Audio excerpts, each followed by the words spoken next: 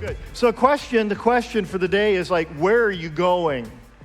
Where are you going? I was talking to our 30-year-old son, Nate. Nate is pastoring down in the Indianapolis area. We were on the phone the other day, and he's like, yeah, Dad, honestly, like, he had a birthday recently, turned 30. He's like, Dad, I guess I kind of don't care what I wear anymore. So, I'm going shopping to get some clothes. Where are you going? I was like, where are you going? He said, well, I'm going to Target. I'm thinking, I buy a lot of clothes at Target. Is that a bad thing? I mean, no, it's a smart thing for the price. And so he had an answer when I said, hey, Nate, where are you going? He had an answer. And yesterday was a Saturday. You know how it is. If your Saturday's like mine, maybe a little bit of work for a few hours, but then you got to run errands. So where was I going? Well, I was going to Costco. That was a mistake, by the way, yesterday afternoon.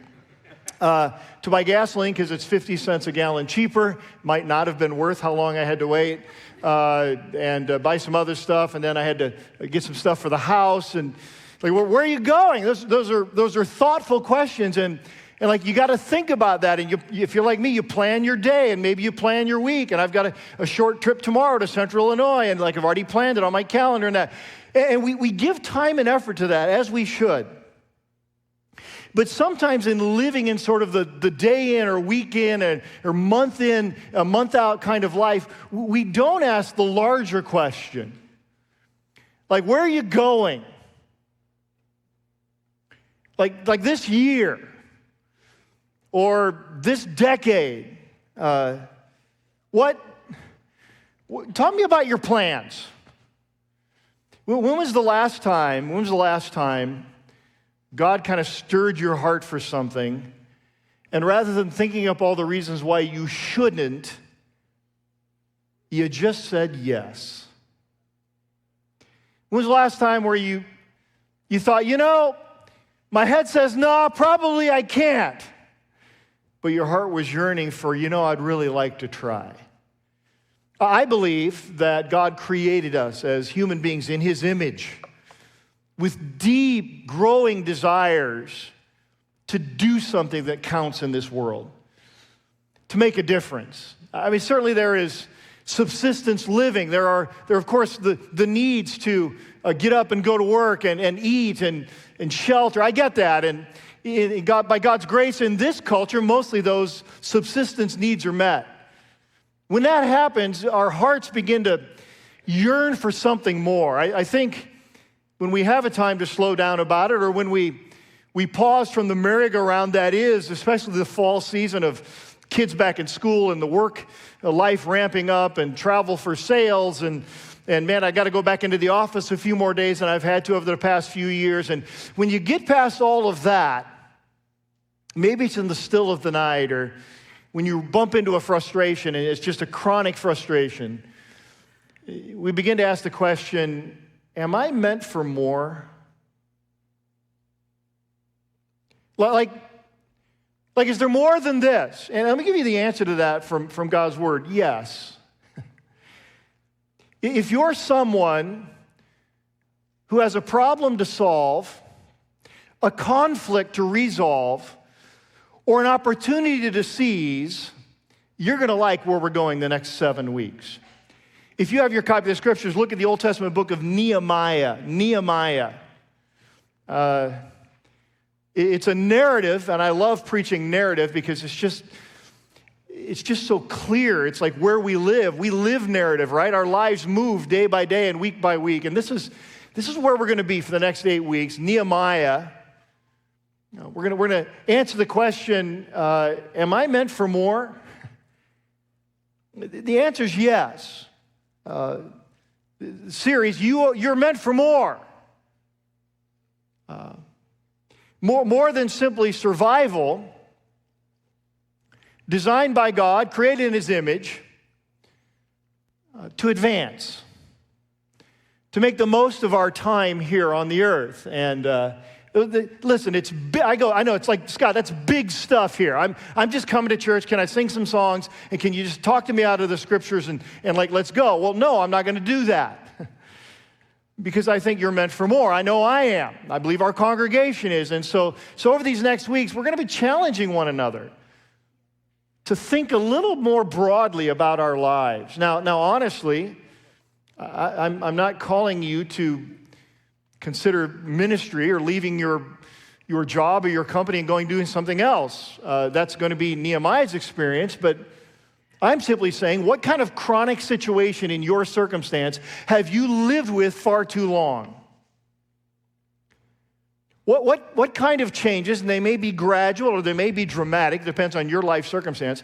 What changes is God stirring in your heart to make? If you have a shorter runway and you've lived a longer time in life and you're an older person, life becomes that much more valuable, time that much more precious. What are you going to do about that? Don't ease your way into retirement. Make them the greatest years of your life. You're in those middle years, and boy, life is consumed with the career advancement and the children and paying for college and tuition and all of those things, and it's just a spiral of activity. Well, hold on a minute. What you're doing now is life while you're waiting for something else. Are you meant for more? Or you're young. I'm looking over here because some of our younger folk are over here. You've got like a lot of runway ahead of you. Now is the time to think bigger thoughts. Yeah, get through your studies. Yeah, get through your residency, your internship, all that. But listen, God gives you the gifts. He gives you the intellect. He gives you the opportunity. A mentor poured into you. What are you going to do with that? And here's the thing. You and I, we were meant for more. That's how God created us. And so over these next several weeks, we're going to talk about how you deal with a problem. You want to solve that. We're going to talk about resolving conflict and seizing opportunities. You're going to hear those phrases over and over and over again because we don't want to simply repeat what we've done over and over again and not make a difference. We are meant for more. And so we've got some resources to help direct that. This is a study guide we put together. It's called Meant for More. Nehemiah is the study of the book we're doing. This is available out in the atrium. It is available online. If you go to our website, gospelife.com, there's on the landing page at the top a little button. You can download an electronic version of this PDF so you can actually print it out and write it. If you have a PDF editor, you can fill it out yourself and keep it in your notes. The reason for that is I want to invite you to go on this journey with me. I want us together to answer the question about what is it God's meant us for? What more? What's the next season look like? And we're going to spend time in this series talking about that personally. We're going to spend a lot of time about that. We're also going to spend some time talking about corporately as a church, what is it God stirred in the hearts of our staff and our elders and our leaders, and certainly in my life, certainly over the last few years of our church being meant for more. What does that mean and where are we going? Because honestly, in a lot of ways, we are standing on the cusp of the next 20 years of the life of our church. And the decisions we make and the choices that we pursue are going to make a difference that your kids and grandchildren will benefit from or not. And so while we talk personally, I want to do that. Also, we gather every week corporately. Hundreds of you gather in small groups every week. We've got a small group event after the service. It's 90 to 100 people. That's just for small group leaders and coaches and ministry leaders. And like it matters for the life and the future of this church that we make choices now that lead us to a good place. And our church has problems to solve and opportunities to seize. And we're going to lead you to go with us on this journey as we work through the book of Nehemiah. So take a look at the book of Nehemiah, Nehemiah chapter 1. And when we're doing this, we're transported back to one of the very last books written in the Old Testament. Moses lived perhaps 1,500 years before Christ. David about 1,000 years before Christ. Some of the great prophets like Jeremiah, we looked at Daniel over our last series, and Daniel was about 500 years before Christ. Nehemiah, closer than ever, 400 years. Again, one of the latest books in the New Testament written. And when you get to Nehemiah, we meet this guy, Nehemiah, son of Hakaliah. So I'm in Nehemiah chapter 1, verse 1. And here's a man who serves in a high civil service role. He's a government official. He's very close to the throne. In American culture, we'd say this guy works at the White House, in the executive branch of government. And he would have had access to, in this case, the king, a giant of a man in the Old Testament, in that world, named Artaxerxes. He was a Persian ruler and one of the great leaders. Think of Caesar when it comes to Rome and Artaxerxes when it comes to the Persian Empire, and Nehemiah was strategically placed near to him. Cupbearer was his title. It means that he served the king his wine or his drink and his coffee in the morning. But what it really meant was you were an advisor. You, first of all, would sample the food to make sure nobody poisoned the king. That's a little bit tough, right? So take a sip, and if Nehemiah doesn't keel over dead, then okay, here you go. But you were also privy to the conversations the king had. You often stood beside him or sat in council with his council of leaders and counselors. And so this is an influential guy, and he's also one of God's people. Look at Nehemiah chapter 1, verse 1. The chapter breaks down verses 1 through 3. There's a problem that's raised. Verses 4 through 11, where we'll land the plane on today's message, is Nehemiah's proposed solution. Now, it's next week before we actually get to the implementation of that solution, but just remember, there's a problem here. Solving it's going to raise all kinds of conflicts. We'll see that in the coming weeks, right? Because if you're going to lean into your problem, trust me, it's going to get worse before it gets better, and all God's people said. It's just gonna. But talk about the opportunity to seize. Listen, just so you're aware, the context.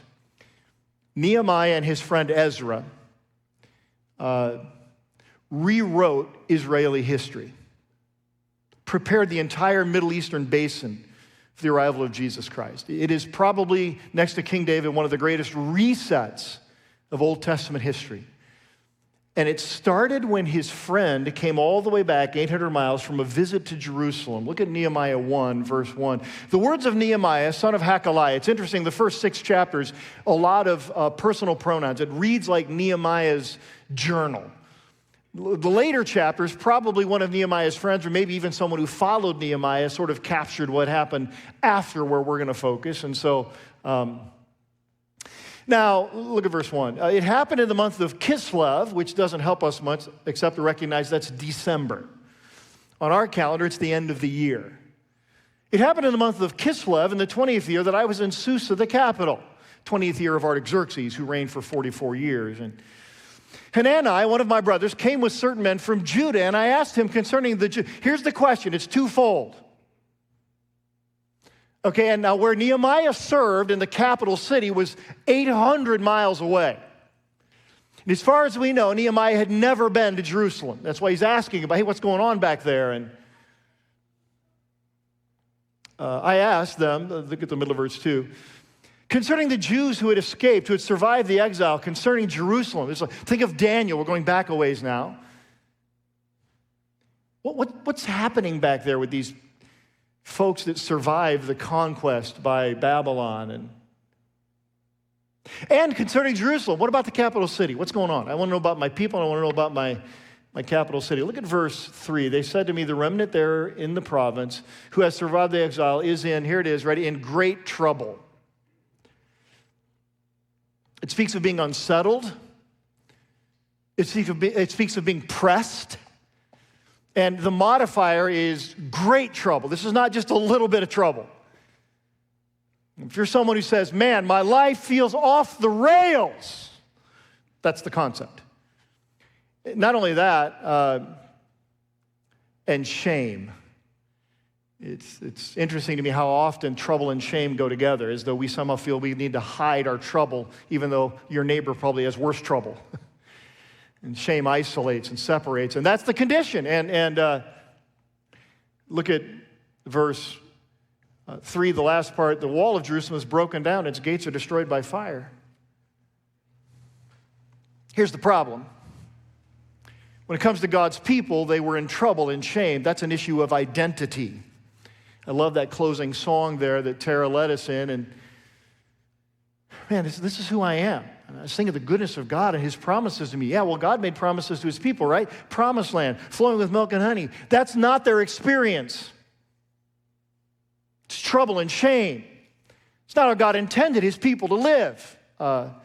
Jerusalem, burned to the ground, walls demolished, and the gates burned with fire. You think about the walls, that's security. So for the people of God, identity, they're not living it out. For the surrounding area where they live, the security. I mean, we don't have cities with walls today. We have houses with walls, and maybe you have a security system or a big dog, but we value and treasure security. They had none. And that last piece, the gates, you know what the gate is? You open up the door, you go open up the city, you open up the gate, you go to work in the morning, you come back in, they bring in the materials to buy and sell in the marketplace. And think about it like during COVID, everything was shut down. And you ran out of toilet paper, what, you stock up on paper towels or whatever you need to stock up on, right? It's prosperity.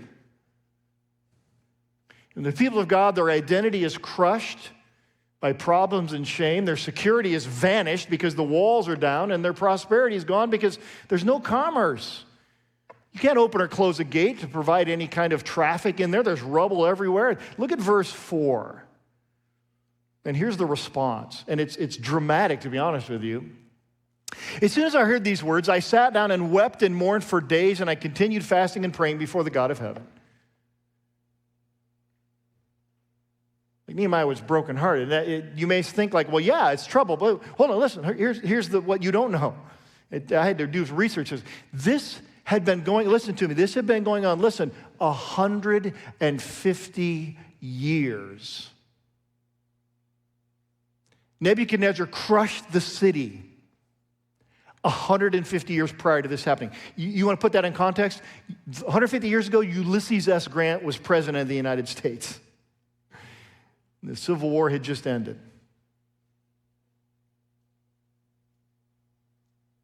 The temple had been rebuilt 75 years prior to this. They had a temple for worship. Nobody was going because there was no security. They didn't know God's word. Why was it 150 years or 75 years after sort of significant national events? Why is it took that long and all of a sudden Nehemiah is one who's brokenhearted 800 miles away? I don't know. I just know it's awful easy to live with your problems, isn't it? It's amazing the capacity we have to live in an issue that deals with our identity or our security or our prosperity because, well, it would require risk to do something else. And the prayer is a model. The book is just stitched through with prayers, 6 at least, maybe 7, depending on how you divide one prayer into 2. And listen to his prayer. And the first half of the prayer, notice all the first person pronouns. I, we, my, me, our. As soon as I heard these words, I sat down and wept. Look at verse 5. I said, O Lord God of heaven, the great and awesome God, who keeps covenant and steadfast love. I love that he begins with God's character as a promise-keeping God. Let your ear be attentive and your eyes be open to hear the prayer of your servant that I now pray before you, day and night for the people of Israel, your servants, again and again. He begins and he closes the prayer by saying, Lord, will you hear and will you see our circumstances? Confessing the sins of the people of Israel, which we have sinned against you.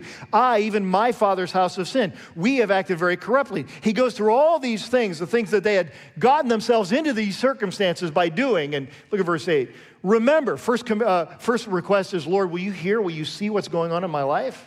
Second request is, will you remember your promises to me? Remember the word you commanded to your servant Moses, saying, if you are unfaithful, I will scatter you among the peoples. It's exactly what happened. But wait, he's quoting Deuteronomy 30 here. If you return, listen, look at verse 9. If you return to me and keep my commandments and do them, though you're dispersed beyond the farthest skies, I will gather them from there. I will bring them to the place that I have chosen to make my name dwell there. Well, that had not happened yet. More than 40,000 Jews had returned to Jerusalem, but their identity was faulty. Their security was non-existent, and their prosperity was gone. Look at verse 10. Remember the first request? Here, see my situation. Second request, Lord, remember what you promised. I love that. Look at verse 10.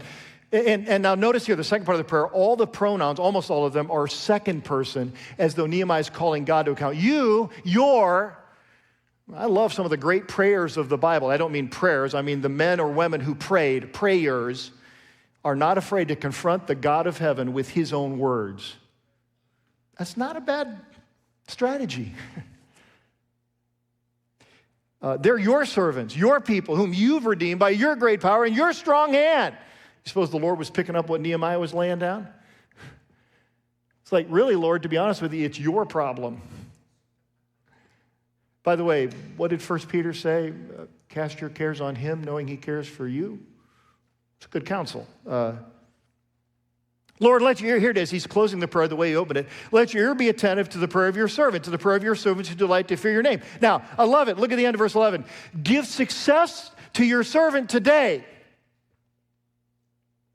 And I know sometimes people get nervous about, Scott, sometimes I feel like you talk about success or you pray for success.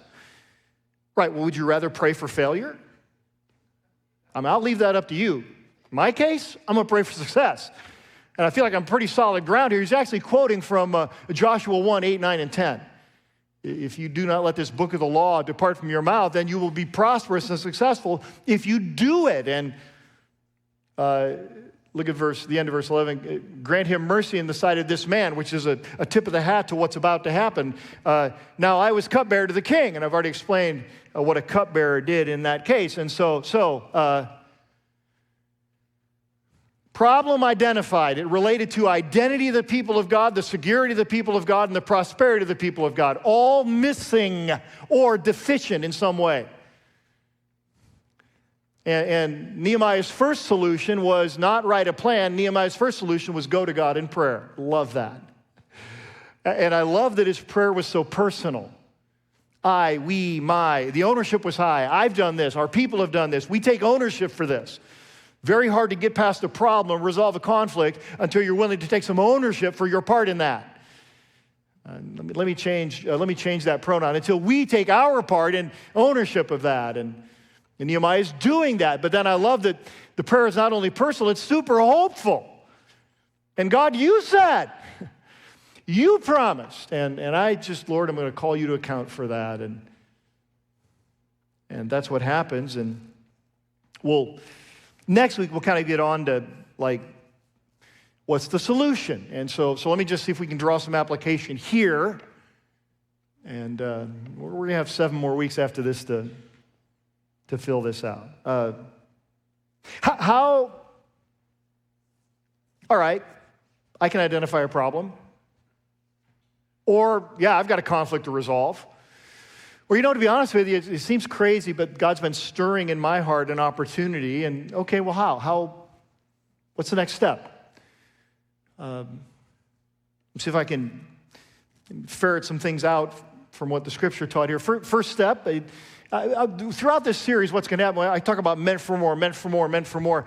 I'm kind of using that as a stand-in for whatever that dream, that goal, that problem, that conflict, or the opportunity. So I'm just going to keep saying, meant for more. It's fewer words than problem to solve, and what's the rest of it? Conflict to resolve and an opportunity to see. So you're meant for more. Okay? How do I know? Starts with this. Identify you're meant for more.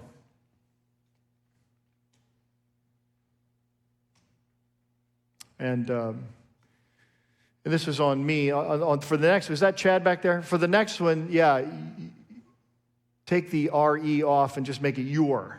Possessive, not a contraction. So in fact, Chad even asked me about clarification, and I was unclear. But what I was saying is, don't identify that you are meant for more. Identify what is your meant for more, your goal, your problem, your conflict, or your opportunity. Identify you're meant for more. How? Let me give you 3, from Nehemiah's experience, can I just give you 3 sort of clues to what it is that may be a problem, what it is may be a conflict, what it is may be an opportunity? First of all, what breaks your heart? Nehemiah's response was grief. I sat down and I wept and I fasted and I prayed. What breaks your heart? The psalmist said God keeps our tears. He knows them. And it may be sometime in the watches of the night what God is really doing is stirring our hearts through tears. Identify that. What is it that's bringing forth that? Secondly, what fills your mind? That's worry. Nehemiah is like, hey, what's going on back in Jerusalem? How are the people? And I sat down and I prayed, and he kept going back to God. It says over and over and over again he did this. And we'll see next week, chapter 2, verse 1 begins with a a time marker, Nisan, in the month of Nisan. That's April. 4 months goes by where he's just wrestling through this stuff. What breaks your heart? What fills your mind? What is it you're worried about? I have found, by the way, one of the greatest therapies for me when it comes to worry is sit down with a piece of paper and begin to write it out. And the fog in my mind of the little shapes flitting through the fog that have got to be giant problems, as I write them out, all of a sudden it's like, oh, the fog clears. That's not nearly as bad as I thought. Or sometimes it's like, wow, that's really bad. Well, at least we know. How do I identify my meant for more? What breaks your heart? What fills your mind? That's worry. The third one is this. What fuels your soul? That's a dream. I wrote in the introduction to the study guide, we're meant for more than simply survival, the daily grind or to surrender to failure. God created us each with hopes and dreams and ambitions. These longings fire our imagination as children, fuel our ambition as we grow, fill our hearts when we succeed, and haunt our dreams when we fail. We are meant for more. And then, here's what I thought. Take time to think deeply and honestly about the desires God has placed in your heart. I believe those hopes and dreams are gifts from God, and I believe that we ignore them at our peril. Like parents, one of the great gifts we have is to fuel our children's dreams, not stomp them out. One of the great gifts of leadership is knowing when to pour gas on something and when to hopefully let it flame out. You may be around life long enough that whatever dreams you had as a young man or a young woman, you're like, man, there's no hope for that. Why? Why would you say that? 150 years and Nehemiah's heart is broken? Why? Because God was stirring something in Nehemiah's heart. What breaks your heart? What fills your mind? What fuels your soul? Let me talk a little bit about our church. I talked a little bit about it last week. You're going to hear more about it in coming weeks. Just quick introduction. I don't want to belabor it today. We're going to have a lot of time for this in early October. For us, the problem to solve relates to capacity and positioning ourselves for growth. There are just some constraints, some limits we're facing as a church. What fuels our soul, the dreams we have, are to really make an impact in this community and through mission partnerships around the world for the gospel advance. I guess I just feel like 21 years into this church planting experience, the needs are not fewer than when we started. Would you say amen to that? Amen. Like culture hasn't gotten that much closer to God in 21 years. And so I guess in my world, an unrealistic optimist that I am, I took an online test one time and they said, you're an unrealistic optimist. Well, thank God for that.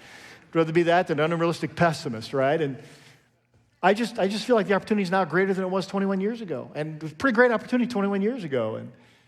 And two ways we're intending to seize those opportunities. One is enlarge our facilities.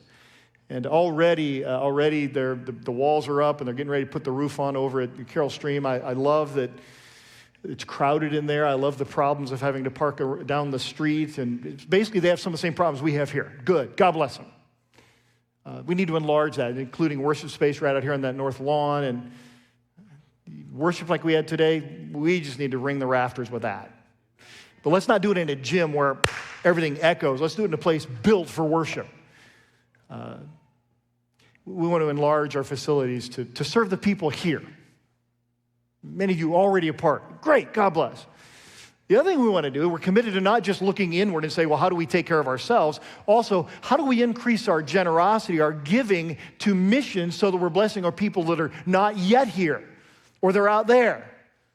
And that means basically doubling our commitment to missions over the next 30 months by increasing support to current missions, adding new mission partnerships, and inviting so many of you to go with us on short-term missions. There's a group in Mexico today.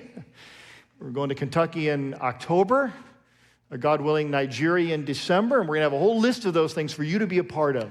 Local, regional, national, global. Do that. Well, you talk about getting your heart fired up. This is how Gospelife intends to do that. What about for you? Identify your meant for more. What breaks your heart? What fills your mind?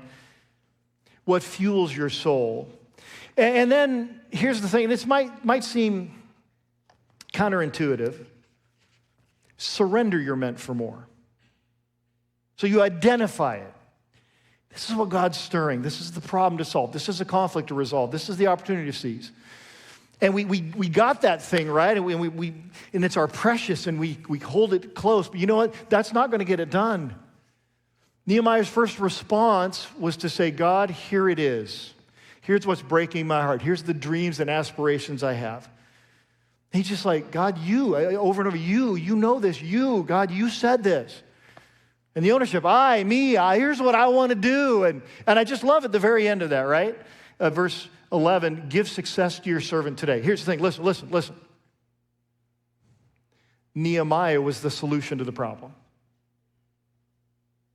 I mean, you and I all know professional complainers. They point out the problem and don't have any intention of being part of the solution. Yeah, run from people like that. Nehemiah, you know what Nehemiah said? Hey, I'm going to tackle this thing. But he began by surrendering and say, God, you've stirred my heart to do this thing. I can't do it. He was not in a position of control to do it. In fact, here's the thing. Let me clarify, right? Let me clarify. You might be thinking, oh, it's like be a missionary. Or, residents here. It's like, man, maybe I should step into pastoral ministry. Well, I'd love to if you do that, but if all of you did that, I wouldn't have a job. There's no pastors or priests in the book of Nehemiah. It's businessmen and civil servants and government employees. And the great movement of God in this book had nothing to do with pastors and priests. You probably have more opportunity to impact the world than I do because of the people with whom you work, the roles that you play in our community. Don't miss that opportunity. Don't think, I got to be inside. No, you need to be outside. And outside the four walls here. Now, we'll see in a few weeks. Nehemiah had a friend named Ezra. Ezra wrote a book, by the way. And he was a priest. But Nehemiah was the one driving this thing and getting the work done. So, what do I say? Surrender. What do I mean by that? Surrender, you're meant for more. First of all, pray personally. Like, don't give God a bunch of theory. There's this problem out there, Lord. And no, what breaks your heart? I, me, my, our, we. Personal. And then second, I mentioned it before, hopeful. You, Lord, have said this thing. You, Lord, are the one who has promised this. Pray. When you do, pray hopefully, pray personally. What I want to do right now is close our service. We're not even going to do a closing song. We're just going to pray. But I want to give you a moment. Like, I don't want to talk to you for 30 minutes and you're like, okay, that sounds good. When's kickoff? 7:20 tonight, by the way, is the answer. Not that I pay that close attention to things, but that ADD gets me in so much trouble. Why don't we do this? I'll count it off in my head, like 30 seconds. Just go to the Lord. Lord, what is it you're stirring in my heart? And identify. Again, if you have the booklet, there's going to be a place for you to take some notes.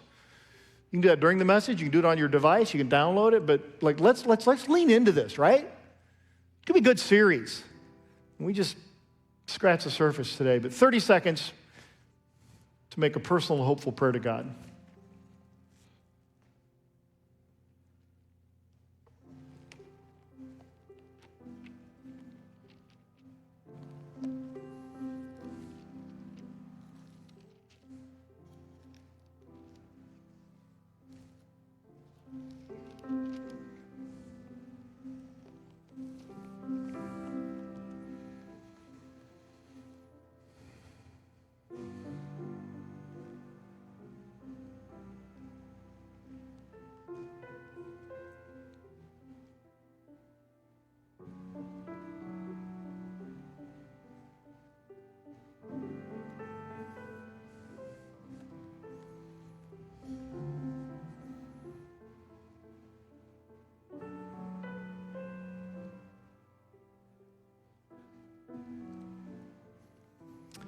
Well, Father, we open-handedly offer our problems, our conflicts, and opportunities to you. Lord, we sure recognize that those things that bother us are gifts from you. And our roles and our positions and our resources and our education, those are gifts from you. So help us to do the hard work this week of identifying our meant for more. To go to you in prayer, surrendering what that thing is, and then offering ourselves as part of the solution. Thank you, Father, for the heart of this congregation, I know, to serve those who are the least or feel the farthest away. May we invite them to do the greatest thing in the world, discover their identity as a created being in the image of God, and be welcomed home into the family. Thank you for Jesus Christ, our Savior, Lord, who left heaven, came to earth because he was meant for more, and he delivered. Lord, we love you. We pray that you give us the courage to lean in this week, I ask, in Jesus' strong name. And all God's people said, hey, will you stand up? Let me pray a blessing over you on the way out the door with this benediction from Hebrews chapter 13. And now may the God of peace, who brought again from the dead our Lord Jesus, the great shepherd of the sheep, by the blood of the eternal covenant, may God equip you with everything good, that you may do his will, working in us that which is pleasing in his sight, through Jesus Christ, to whom be glory forever and ever. Amen. Go in peace.